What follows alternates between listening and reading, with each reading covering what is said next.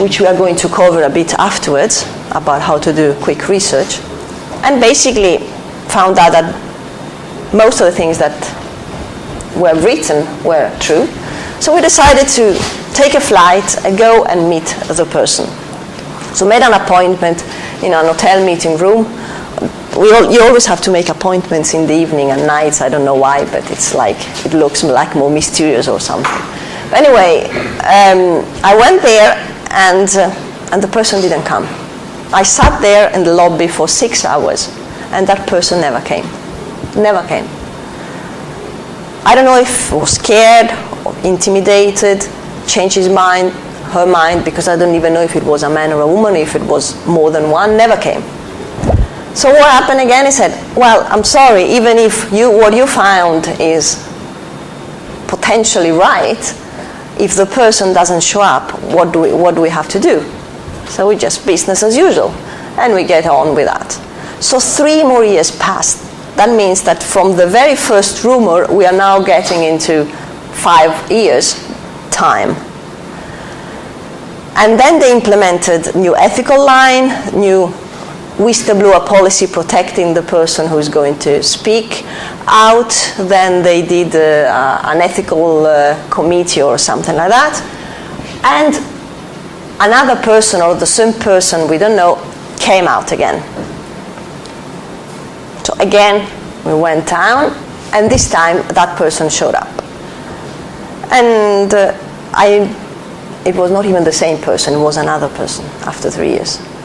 And she, I don't know, it's mainly women who speak out.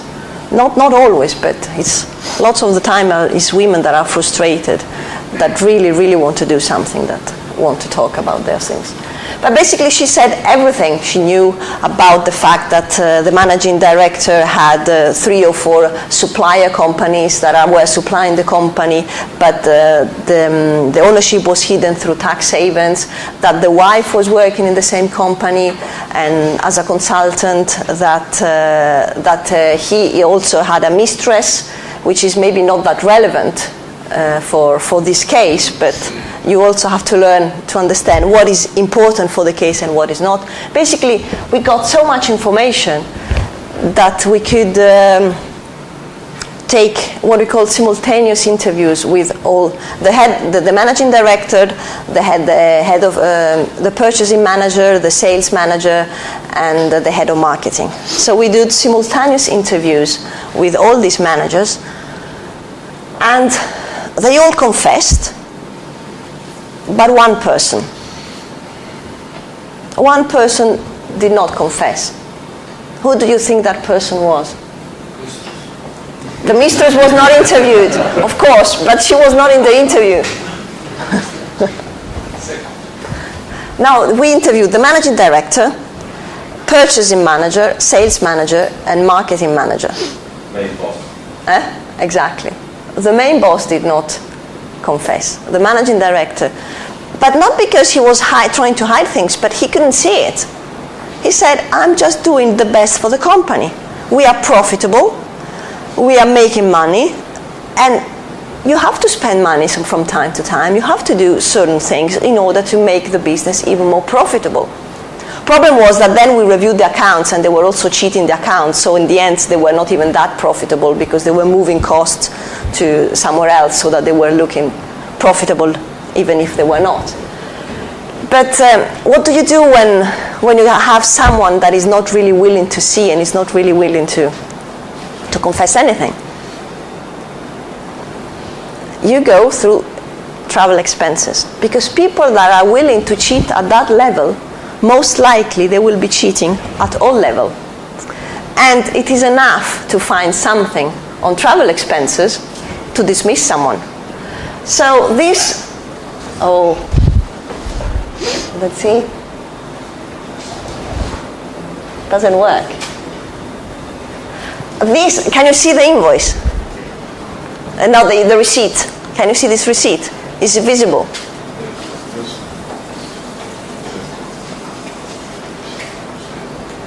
So basically, with this receipt, we confronted the person. It was a colleague of mine who did the interview. So I said, can you please tell me about this receipt, and do you mind if I take notes, because we have to document everything. You just play the part of the boring accountant that is writing down everything. Can you please explain me this receipt? And he said, well, I'm the managing director, I don't remember, I'm traveling all the time. How can you think that I can't remember? But now let me think. Yes, I do remember. I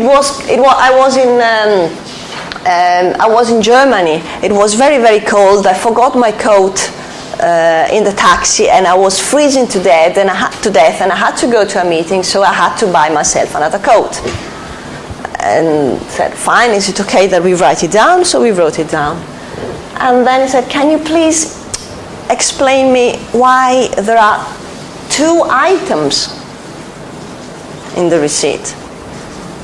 And I said, I don't remember. Maybe. Oh yes, I do remember. There was an offer of a scarf. You could buy a scarf for a very, very good price together with a coat. So I'm the managing director. I can't really go to meetings badly dressed and things like that. So I just bought a scarf.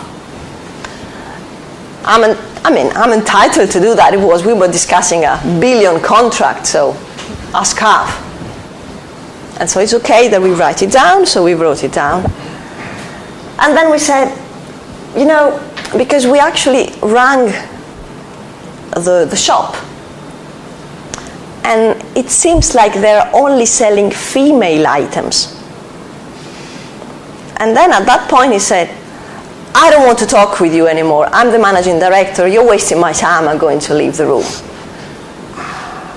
Now, why do you think, what can you see here? Because there are lots of travel expenses. Why do you think we picked up this one?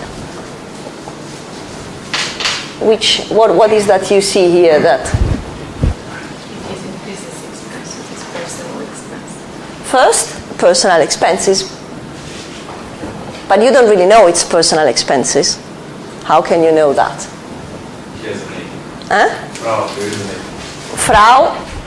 Now let's see if it works. Frau. That is one thing. Then, what else? There is one detail. You see, she is intelligent. It is. It's Valentine's Day. And at this point, it becomes very important to know that he had a mistress, because he bought 2 items, one for the wife and one for the mistress. We don't know who got the most expensive one. We didn't ask him who was the one who got the most expensive one. But this is to say, basically, sometimes it's more important to be able to look at the details than going for the big things and the big numbers. When you already know that the person is a fraudster, look for the details. So now, interrupt you, comment on that? Yes. Why do you think people, and also in my experience, leave traces of the frauds, like invoices like this or payment orders or whatever? They don't. Why do they leave documents that may prove that they did something wrong?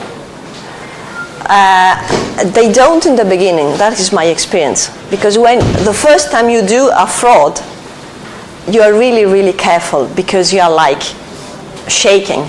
So even the first time when you're adding a coffee into your travel expenses that you shouldn't, you feel like, will they find out, will they find out? And then little by little you realize that they don't find out. And you become more and more self-confident. It's a kind of sense of entitlement. I'm entitled to do this. And also, then they are not bothered to check. They will not find out. So you become more and more accurate. But but this is in time.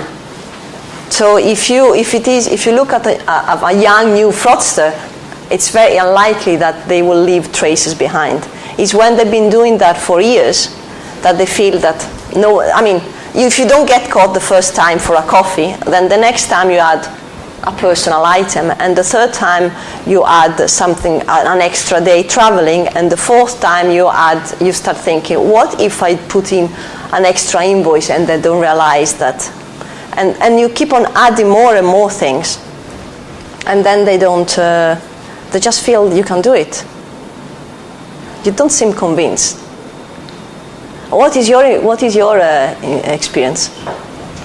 Well, in my experience, we also came up to a lot of proofs and documented transactions, and so I don't be. If I was to put myself in the shoes of the person who did the fraud, I would destroy the evidence. But maybe it's just me. I don't know.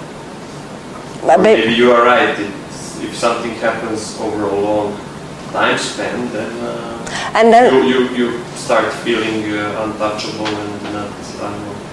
And then you learn from experience. In the beginning, when there was less knowledge about certain things, when I was doing office searches, I could even find very nice files and folders with company registration in the Cayman Islands. Now you don't find these things anymore because people know that there is common knowledge about those things and people are either destroying or hiding. So it is, in the beginning you do things without thinking because you believe that fraudsters are always a bit ahead of us. So when we catch them up, they start destroying the things that we know about. That is at least my experience. A question now here. What do you think? In a typical company of, how we said, 100 million in turnover, what do you think the average is lost per year because of fraud and corruption? But before you answer to this question,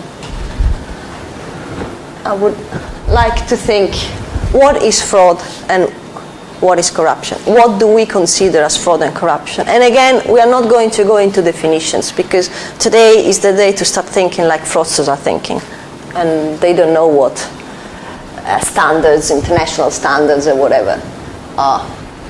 So, first of all, fraud and corruption is something that is deliberate and something that is dishonest. Deliberate is very easy to get in, to agree on what deliberate means. Deliberate means something that is done with intention, that we want to do it. But dishonest, what is dishonest? How can you define what is dishonest? What is dishonest for me might not be dishonest for you. Taking a pen home to my children because I didn't have the time to buy one because I was working hard for the company. Is that dishonest? Some people would say yes, some people would say no. If you go to China and you don't accept a gift, in some countries they would say that accepting a gift is dishonest, and in some other countries they would say it's offensive if you don't. So what is dishonest? So to make the thing easy, what I call it the Financial Times test. To me, dishonesty is how comfortable would you feel if the information would come on the press?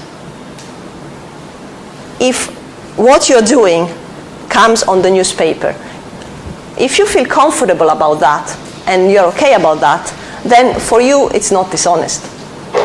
If you feel a bit uncomfortable, then it goes into that's the way I solve the dishonest thing, because otherwise you have to go into cultural issues, and it's, again, fraudsters don't think too much about that.